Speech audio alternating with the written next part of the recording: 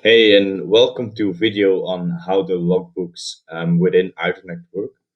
You can find the logbooks in a couple of places. So to start with, right here on the logbooks, you can go to flights logbook, and here you will get a list of all your flights. So what you can do is you can select the date range right here. So we'll take my logs of all time.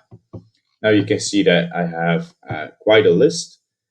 In this logbook, we can filter on pilots like this, so we can see all Kristin his flights with the DJI M400, where he used this battery. There's clearly none, but this is how you could filter. You can also search for logs as well. If you have, for example, specific codes for logs, you can do it like this, or you could search for dates. 12, yeah, so you could do that. You can search for dates more easily right here with the custom date range, of course. You can watch your flights in a calendar as well. So let's see if I'm going to find any flights. So you see, I have a flight right there, and there's a couple of flights right there. So that way you have a nice scheduled view of all the flights that you did. And again, this you can filter as well. Now, if you have a flight that is of the log type log magic, that means that there is an actual flight attached to it. So what that means is that right now, if you would click the view button, you can have all this information here, and you'll always have this information. But here you'll have the map as well.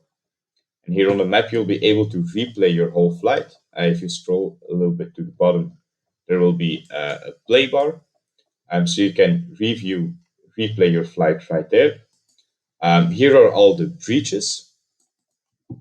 And then here in the settings, you will be able to delete your flight. So yeah, here in the map, this is obviously the most interesting. You get the flight time, the altitude of the drone, the speed, the distance, the exact coordinates, if it had enough satellites, the battery, and the battery voltage, like that. So you can see it here as well. Here is the drone on the map again. Yeah, and that way you can view and replay all your logs. Now, there's a couple of other ways where you can find your logbook. Right here in Profiles in Teams, you can see each pilot, his or her logbook by just clicking on the View User. And then you have here at the top the pilot logbook. And here you will be able to see all the flights that this pilot has done.